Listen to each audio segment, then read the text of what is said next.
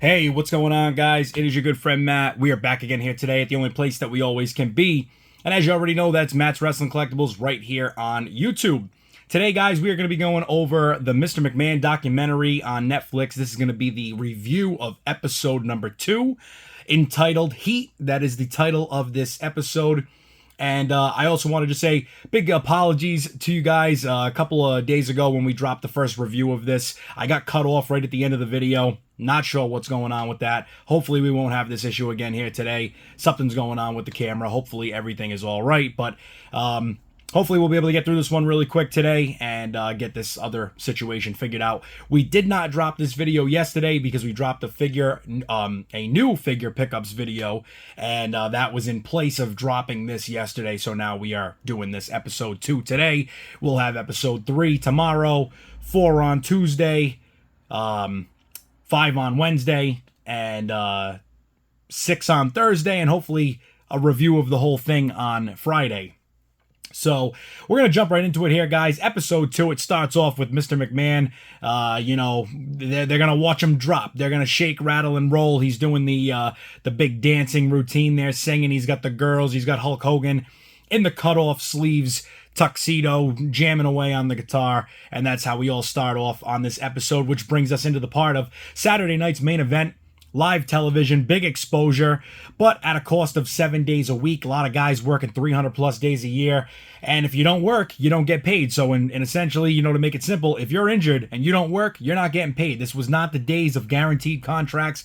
It was not the new modern era of wrestling where, you see guys get injured, they go out, they recover, they're still under contract, they're still getting paid, and then they make their return. So that was kind of a big thing there, which led into the next part of, Jesse Ventura. He wanted to start a wrestling union, a wrestlers union. And of course, Hulk Hogan heard about it, ran back to Vince, tells Vince about it. A lot of people saying that, Hulk Hogan was a rat and all this other stuff. But I don't know. I guess in the time frame of this, you have to remember, we're going back into what would have been, I believe, the early 80s. So it's kind of a little bit of a different time. Not sure if everybody felt the same way then as they would now about a situation like that. So as we move forward with that, Vince basically hits up all these guys and says, hey, listen, if you go to the meeting for Jesse Ventura's wrestling union, just know, I will know that you found your way there and you will find yourself out of a job. Basically telling them you're fired before the infamous line was ever released to the public on TV. You can just hear Vince McMahon saying it right now. I think everybody could probably imitate that one pretty well. We move on to WrestleMania's 2, and it's such a tough time here because now they're trying to branch out and do things they haven't done. WrestleMania 2 being held in 3 locations. So essentially, I don't know if it was New York, LA, and something else. I can't remember if that was, I know LA was one of them. I believe New York or Boston might have been the other one. I'm not sure what the third location was, but essentially, here's how it would go. 30% or 33% of WrestleMania is going to be at each place. So the main event and 33% of it is in LA. 33% of it is in New York or Boston. 33% of it is somewhere else. You buy tickets to go to the event. You watch what's live in front of you. The rest of it gets put on a screen. So imagine the people who were in the middle of that. Hey guys, you're going to come in, you're going to watch the first third of WrestleMania on a screen. The second third is going to be in front of you live, and then the third and final third is going to be again on a screen somewhere else yet again. So when it all came to an end, Vince McMahon clearly said, hey, listen, you know what? This is not a thing that we're going to do again. He actually clearly, quote for quote, said, we won't do that again. And WrestleMania 3 comes around the following year, and WrestleMania 3 turns into Hogan versus Andre, billed as the first time ever. Of course, Andre and Hogan having many of bouts before this.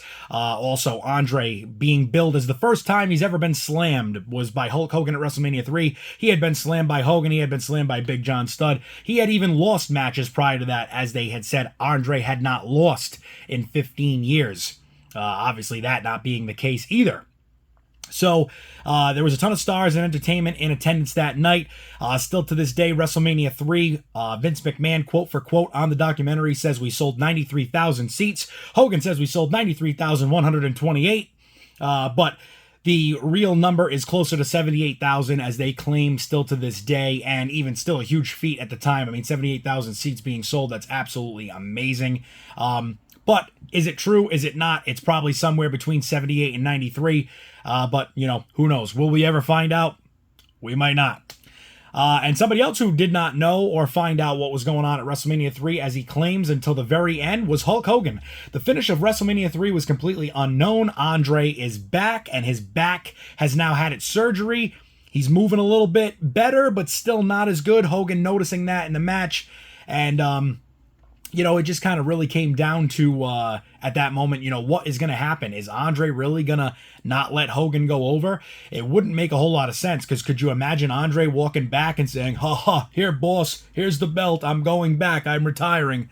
That would have been, I don't know, that might have really put wrestling into a tough situation at that time. But WrestleMania 3 really launched the WWE, WWF at that time, and Hulk Hogan. Vince and Hogan are the real mega powers when it comes down to what was really going on. I mean, they branded everything from workout equipment to vitamins to cups to t-shirts to wrestling figures, everything and anything possible that you could put a WWF logo or Hulk Hogan's name on.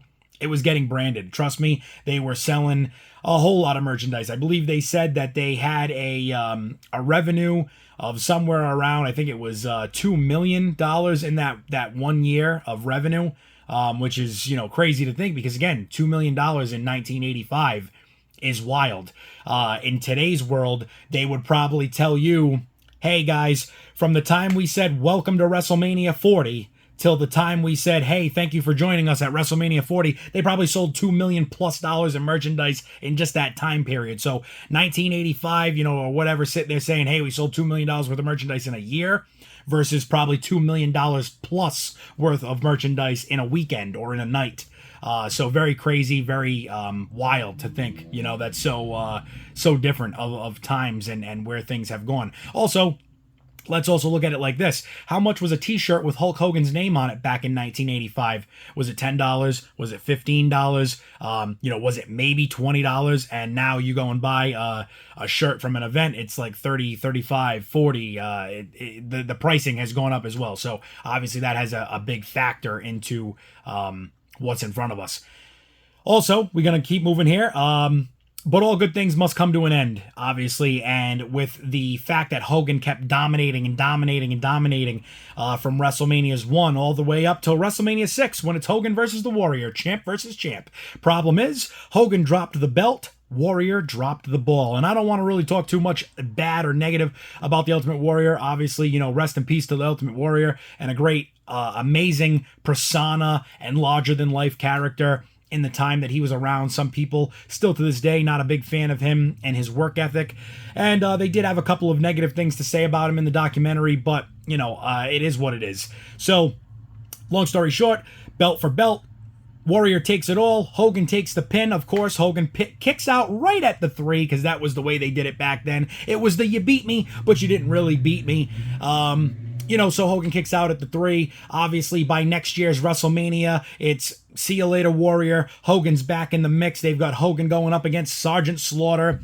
Big ups and downs with that, because Sergeant Slaughter became a bad guy, became an Iraqi sympathizer in the moments where Iraq, Iran, Kuwait, all this other stuff was going on, Desert Storm. So the realities of real life came into the play of wrestling, and unfortunately, it caused quite the bit of backlash. So some things had to be kind of toned down a bit and brought to a different situation here. So with that, Hogan does get the belt back. He is the American hero yet again, but you can see that people are starting to get very tired of this. They're getting tired of the same thing over and over again. Up next, they break into the steroid trial. Dr. George Soroyan, he was, or Soroyan, I don't know, Soroyan, whatever, however you want to say his name. They put him up on trial. He was the doctor for WWE. He was the guy that was, like they said, it wasn't a problem of getting steroids when they were legal. It was a problem of prescribing steroids. And that is where his ultimate demise came. At the end of all that, I believe he did get arrested and indicted. He did serve jail time. And like I said at that time, buying them was fine, but to be prescribed was not. Hogan goes on the Arsenio Hall show against Vince McMahon's better wishes, and Vince says, well, hey, listen, if you're going to go on there against what I think, make sure when they ask you about taking steroids, you look in that camera and you tell them, yes, I, Hulk Hogan, took steroids. Hogan decides to go a different route. It completely ruins part of his career at that time, and really what's going on. He did not listen to Vince. He definitely agrees now in hindsight that he should have taken Vince's advice. And, Vince just told him to come clean, and Hogan continued to lie and tell the media that, he has never taken steroids and none of that ever happened. Obviously, that led to Hogan wanting to take some time away. He really kind of just felt like that's where it needed to kind of become that, where it was like, okay, I need to take some time away from this and maybe come back when the time is right. But we'll get into that in a minute. So up next, Phil Mushnick turns on the heat. The whole point of this episode. He opens up a much more dark side of wrestling, talks about Jimmy Snuka, talks about the murder that Jimmy Snuka was, allegedly did or didn't do. I still know to this day that there's been some ups and downs with that. I know he actually recently, only a few years ago, got brought back up on that. And there was a little bit more that came with that. So I'm not 100% sure where that all eventually ended, if it has actually ended. Then we move on to the Ring Boys scandal, which was Pat Patterson, two other guys, bringing in young boys to set up the ring. And essentially, it was like the same thing where you hear about like altar boys. It's like, young guys coming in to build up this business. But hey, they're only building up the business if they can do sexual favors and abuse from these other guys. So, needless to say, Pat Patterson, the other two guys disappear. Vince says to somebody else, hey, listen, only one of the three was innocent. Turns out it was Pat Patterson. Who knows how true that is? Pat Patterson's sexual orientation also kind of came into play, because it's now like, okay, well, not that it has anything to do with it, but three guys got in trouble for this. One of them is gay, openly gay, and you're saying he is the one that wasn't in trouble. He wasn't the problem. And again, that all is just all whatever with this. It doesn't matter. It's just all part of the bigger story. And basically, Phil Mushnick's big problem is, as him and Vince McMahon go back and forth on this documentary, of course not with each other, but, back and forth, Vince McMahon's big point was like, what's Phil Mushnick got against me, blah, blah, blah, blah, blah. Phil Mushnick's big problem was, you're covering up a scandal of young boys being sexually abused to have a spot in this company. And, it was kind of like when Tony Atlas came on there and said, hey, Pat Patterson used to grab me and touch me and this and that. And they said, well, why didn't you say anything? Who are you going to tell? Pat is the booker. He is the right-hand man, the second in charge to Vince. So if Vince loves Pat and you go to Vince and say, hey, Vince, Pat's doing this to me, something's got to be done. You know what Vince is going to do? Well, Pat does everything for me and he sets all this up and makes me the money. You're a very small part of that money. So you can go bye-bye and Pat's going to stay right here in his job. So a lot of people didn't talk. They didn't say anything. And that's where things became more and more problematic. So, with that being said, as we bring the voice back here a little bit, with that being said, it continued and continued and continued. And obviously, Tony Atlas, to that whole thing, to this whole entire thing, he says, Vince didn't protect the guys. He wasn't protecting Pat Patterson. Tony Atlas claims that Vince was doing it to protect the business, which then led into the first woman referee that was accusing Vince McMahon of sex abuse. And, Vince is also in the middle of this steroid trial and taking it and also distributing it. This is all going on at the same time. She accuses Vince of that. Vince basically says, like, it's not the case. He does say some things in this documentary that are very, very bad. I mean, like, literally sits there and says, oh, well, I mean, and even if it was, the statute of limitations ran out. Like, dude, I would never say that if that was the case. Like, if I was in a situation like that where I knew this person is accusing me of something that in my head I know I did, but in my mouth coming out is going to tell you I didn't, I would never utter those words. Well, it was consensual and she's lying, but even if it was true, the statute of limitations has run out. That's crazy. That's insane to even say something like that. And the weirdest part about this is with some of the people that have gone at Vince for what is going on here, I'm very confused as to what is happening. Like, you're trying to say that they're taking this and making it something that it's not, but in a way, let's just say none of these accusations came out and this documentary was going to be released as it was. You're still saying these things. It's not good. It is what it is. But this all comes into the steroid trial. They wanted Vince to take a plea deal. Vince basically says, yeah, F you, I ain't taking no plea deal. And Vince's point was, I did this because I had the money to fight them. He said somebody in my same situation with none of my net worth would have taken that plea deal because they didn't have the buck to front on the government, on the FBI, on all these different things. So with that, we turn the page here and we go into the final parts of this episode 2 review. So Vince gets neck surgery. He's in a neck brace in court. Is he trying to get sympathy? Who knows? Hogan decides to leave due to mixed reactions, as I said earlier, telling Vince he won't go anywhere else. But obviously, we knew that was going to be foreshadowing to stuff we already knew. Eric Bischoff approaches Hogan for a WCW contract. They were both in a similar area. Hogan was shooting a movie. And he told Hogan he would have a guaranteed contract with way better money than WWF was paying him, and Hogan would have a much better and lighter schedule. Of course, Hogan takes that. WCW contracts with Hulk Hogan. They sign it, and now it's Hogan versus Flair. So, with that all going on, the trial is still going on for the FBI, who wants Hogan to testify against McMahon. Hogan agrees, but his mind is going to tell him to do something else. We find that out coming forth into the next episode of episode 3.